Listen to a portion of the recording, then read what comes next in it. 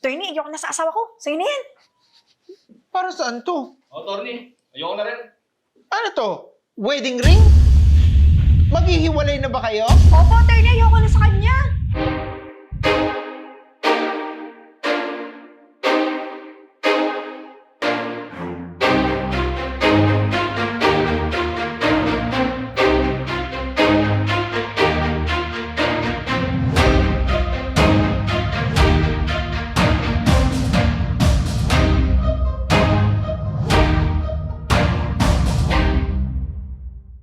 Sulian ng wedding ring?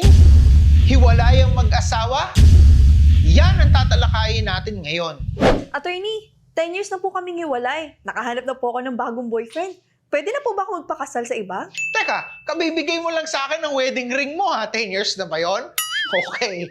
Sige, kung sakaling 10 years na yon at lumipas ang panahon ng napakabilis, hindi ka pwedeng agad-agad magpakasal sa iba sapagkat under Article 40 ng ating family code ay naisasaad that the absolute nullity of a previous marriage may be invoked for purposes of remarriage on the basis solely of a final judgment declaring such previous marriage void.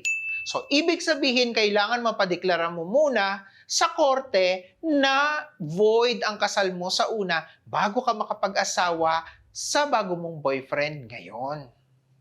Paano naman, attorney, kung nawawala at hindi na nabalitaan kung nasaan yung asawa? Pwede na po bang magpakasal? Nako, under Article 41, hindi pa rin agad-agad. Dahil a marriage contracted by a person during the subsistence of a previous marriage shall be null and void.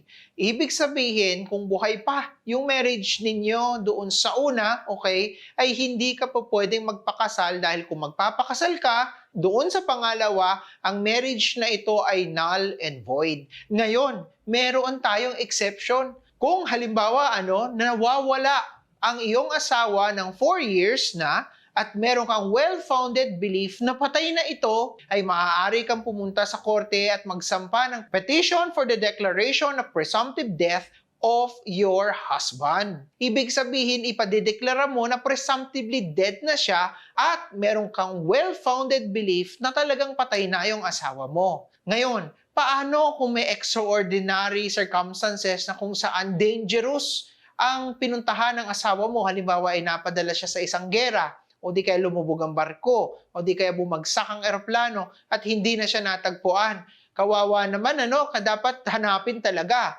Pero kung talagang hindi na siya matagpuan, 2 years lang ang sabi ng batas, sufficient na iyon para mag-file ka ng petition for declaration of presumptive death of your husband. Okay, kailangan well-founded belief ha, hindi pa pwedeng positive thinking lang.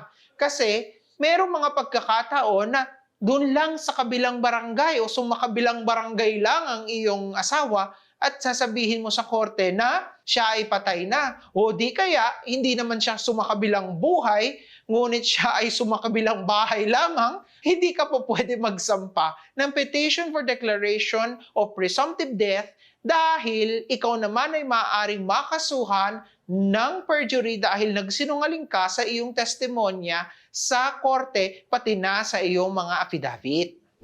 Attorney, paano naman po yung sa kapatid ko? Divorce na daw sila ng asawa niyang afam. Pwede na ba siya magpakasal ulit sa bago niyang boyfriend? Ayaw na niya kay Afam? Okay, o ayaw na ni Afam sa kanya. Anyway, okay, dahil divorce na sila, at valid itong divorce na to na nakuha doon sa abroad, okay, kailangan niya muna na mag-file ng petition for recognition of foreign divorce decree dito sa Korte ng Pilipinas para mapapalitan niya ang kanyang civil status. Dahil kapag hindi niya ginawa iyon, ay hindi siya makakakuha ng marriage license dahil doon sa Senomar niya ay nandoon pa rin ang kanyang kasal. Ngayon, kapag nagsinungaling naman siya para makakuha siya ng marriage license at nilagay niya doon na single siya nang hindi dumaraan dito sa recognition of foreign divorce decree na kung saan ay kapag ka na-recognize na ito ay maaari ng palitan ng record doon sa PSA. Nako, edi nagsinungaling ka ngayon doon sa application mo, doon sa marriage license, ay baka makakasuhan ka pa ng perjury. Kaya naman ang nararapat na gawin ay magsampa ng petition for recognition of a foreign divorce decree na kung saan ay kikilalanin ng ating gobyerno ang iyong divorce doon sa ibang bansa. Tandaan mo rin na aplikable lamang ito sa mga mixed marriages. Ano ba yung mixed marriages na iyon? Yun ay ang isang Pilipino at merong foreigner at yung foreigner na iyon o ikaw ay nakakuha ng divorce decree na kung saan ay magkakaroon na ng capacity ang ex-husband mo or wife mo na magpakasal uli sa iba. Kasi hindi hinahayaan ng batas na siya lamang ang maaaring magpakasal sa iba at ikaw ay mananatili doon sa marriage na iyon. Pero kailangan mo ng malinis yung record mo dito sa Pilipinas bago ka makasal sa iba sapagkat kapag ginawa mo yun na nga, meron kang risk of perjury dahil magsisinungaling ka para makakuha ka ng marriage license. Ano pa? Yung marriage na pinasok mo na hindi mo muna pinakilala, ang divorce decree dito sa Pilipinas ay magiging null and void. Bakit? Kasi doon sa mata ng ating gobyerno o sa mata ng ating batas ay kasal ka pa doon sa una. Naunawaan mo kung gaano ka-importante ito? Attorney, meron po akong nababasang Muslim divorce. Paano po ba yun? Valid po ba yun? Okay, valid iyon sapagkat under Presidential Decree 1083 o yung tinatawag na Sharia law, the provision of this title, yung batas na yon, shall apply to marriage and divorce wherein, number 1, both parties are Muslim or wherein the male party is a Muslim and the marriage is solemnized in accordance with Muslim law. Kapag ka ang parehas na Muslim ay nag-divorce, yun ay valid. Hindi po effective yan kapag ka hindi naman kayo Muslim. Ngayon, paano kapag ka hindi naman pasok doon? Kapag ka ang nasunod sa kasal ay yung family code, okay, ibig sabihin hindi Muslim at hindi pasok dito, sa Article 13 ay hindi pwede ang divorce. Paano naman po kung nag-convert po ang mag-asawa at naging Islam na po sila? Okay, yan ay pasok sa Article 178 ng PD 1083, the effect of conversion to Islam on marriage. So, the conversion of non-Muslim spouses to Islam shall have the legal effect of ratifying their marriage as if the same had been performed in accordance with the provision of PD 1083 or this code or the Muslim law. Kaya naman ang mag-asawa, parehas silang nag-convert sa Islam and later on they availed of the divorce, valid ang kanilang divorce. Ngayon, mag-iingat kayo. Mahigpit na paalala sapagkat kumakalat ngayon sa internet ang nag-o-offer ng Muslim divorce package na kung saan hindi ka naman magko-convert at magugulat na lang yung asawa mo na Muslim na pala siya. Because on paper, lilitaw na Muslim na kayo without even undergoing the proper procedure ng pagiging Muslim. Hindi lamang itong malaking insulto sa pananampalataya ng ating mga kababayang mga Muslim, ito ay krimen din because they are falsifying everything to obtain that divorce decree from the Sharia court. Kaya huwag na huwag gagawin ito. Tandaan ninyo, hindi po pwede na sa papel lamang lilitaw na kayo ay Muslim dahil kapag ka natuklasan yan, katakot-takot na krimen ang maaari ng isang pa sa inyo. Kasama na dyan ang perjury, kasama na dyan ang falsification of public documents. Kaya daarin sa tamang proseso. Attorney, ano naman po yung naririnig ko na madalas na psychological incapacity? Yan, that is Article 36 naman ng ating family code. A marriage contracted by any party who at the time the celebration of the marriage was psychologically incapacitated to comply with the essential marital obligations of the marriage shall likewise be void, even if such incapacity becomes manifest only after its solemnization.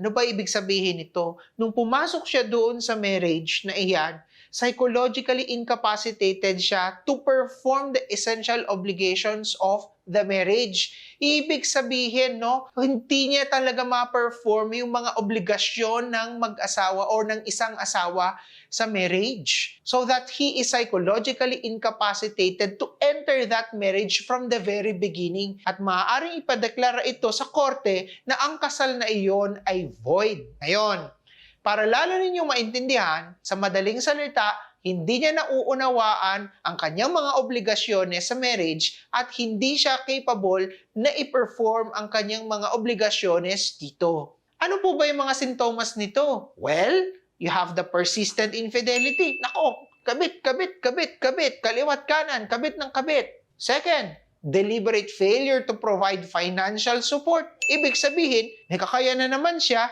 ayaw talaga niya suportahan ng pamilya niya. O di kaya, ayaw talaga magtrabaho. Kung wala siyang ganitong damdamin na o pag-iisip na lahat na lang ay inaasa sa kanyang mga magulang, utang dito, utang diyan, at hindi nagtatrabaho, ayan, papasok din yan. Ano pa? Abandonment of family. Walang kaabog-abog, iniwanan na lang kayo. At sumama pa sa iba, mas malala. Drug addiction. Ito pa, commission of crimes against the spouse. Ito pa, extreme perversity. Pang 50 shades ang gusto, times 10 pa ang gusto. Gusto niya kung may ginagawa kayo, lumalambitin pa, tumutuwad ng sumisirko ng parang nasa circus, at kung ano-anong ginagawa na hindi naman normal na behavior na mag-asawa, no? At talagang kasyak-syak ito doon sa partner. O kaya sa Tagalog, ito yung sinasabing sobrang kalaswaan naman. At abusive behavior, nananakit, napakasakit magsalita, nagtotorture ng isipan ng babae, sinasaktan ng mga bata, at kung ano-ano pa. Kaya kung mapapatunayan mo na psychologically incapacitated yung asawa mo, okay, o di kaya ay ikaw, ay maaaring magsampa ng petition for the declaration of nullity of marriage based on Article 36 of the Family Code. Attorney, kapag po ba nag-file na ng nullity of marriage, hindi na ba pwedeng magkaso ng anti-vowsy? Naku, pwede pa. Sapagkat magkahiwalay naman ito. The criminal liability is different doon sa pag-declare ng korte kung ang kasal ba ninyo ay null and void. Okay? So, aari pa. Halimbawa, yung abusive behavior na yan. Emotional abuse. Talaga namang na-trauma ka sa kagagawa ng asawa mo. Okay? Di kaya sinasaktan kang talaga o kaya infidelity. It's a separate matter kasi yun ay criminal liability naman under the law. Okay? So, magkahiwalay ang declaration of nullity of marriage at magkahiwalay din yung criminal liability. Attorney, meron pa akong mga nababasa. Ano po yung tinatawag na deletion of marriage? Nako, illegal yan, huwag gagawin yan, bawal na bawal yan. Isa pa yan sa kumakalat sa social media ngayon na nag-o-offer ng deletion of marriage. Ang offer nila ay buburahin daw nila yung record na kasal kayo sa PSA. Maraming mga problema yan kasi kung sakaling mabura man nila yan sa main, dun sa local records ninyo, kasal pa rin kayo. Ngayon, mabura yung sa national, mabura yung sa local, may ebidensya namang kasal kayo kasi may mga witnesses. Meron kayong kopya ng marriage license, hindi talaga mabubura yan. Unang-una, that is falsification of public documents na maaari kang makulong dyan. Attorney, hindi naman po ako yung gumawa. You are principal by inducement dahil ikaw ang nagbayad para gawin ito. So that under Article 8 of the Revised Penal Code, conspiracy kayo ng lahat ng mga taong involved para mabura ang record ng marriage mo. Ano pa? Kapag ikaw ay gusto na magpakasal sa iba, siyempre, hihingi ka ng marriage license. Doon sa application mo ng marriage license, isusulat mo doon ang iyong civil status. Natural, sasabihin mo doon na single ka na hindi naman talaga totoo sapagkat pineke mo ang iyong civil status dahil binura mo iyon. So that iniba ninyo, kaya nga finalsify ninyo, di ba? At iyon ay under oath. Maaari ka pang maparusahan sa krimen ng perjury. Attorney, ano po ang masasabi ninyo sa mga mag-asawang hiwalay na talaga at nais na nila mag-move on mula sa isa't isa? Wag na wag kayo na magre-resort sa paggawaan ng krimen. Tulad ng nasabi ko sa inyo at nais kong ulitin ngayon na ang pagkakamali ay hindi maitatama ng isa pang pagkakamali. Wag na wag kayong magmamadali. Dapat daanin sa tamang proseso ito sapagkat kapag ka nagkamali kayo at nakagawa kayo ng krimen, hindi na nga kayo malaya sa una ninyong asawang inabandon na kayo, ay mawawala pa ang pinakamahalagang kalayaan ninyo. Sapagkat ang problemang iyan ay civil, huwag na kayong kumuha ng problemang kriminal. Sapagkat sasabihin ko sa inyo, bilang isang abogado na nakakakita ng mga tao na nagdurusa, ng mga taong nasasakdal sa krimen, ay talagang napakalaki yung problema nito. Okay po? Sana po ay sundin natin ang batas. Ako po si Attorney Rob Gozu na lagi nagpapaalala sa inyo na idaan ang lahat sa batas at huwag sa dahas. Don't forget to comment here, ayan, ang inyong mga tanong dito, ayan. At ang mga pinakamagaganda ninyong tanong ay susubukan naming talakayin sa mga susunod na kabanata. Don't forget to like, share, and subscribe dahil sa bawat like, share, and subscribe ninyo ay tumataas ang ating score sa ating algorithm at lalo tayo napapanood sa buong Pilipinas at sa buong mundo, lalo na ang ating mga OFW. Nako, eto na nga yun. Kayo, naririnig nyo ba ako? Maghihiwalay pa ba kayo sa hirap niyan? Attorney, naku, dami pa lang pagdadaanan. Ayan na. Mag-uusap na lang kami. Mag-usap na lang kayo. Opo. Sige, try nyo magbate. Okay? Okay? So, ayan. Subukan magbate. Tingnan nyo sila. Sinubukan magbate. Bye-bye! Don't forget to like and share!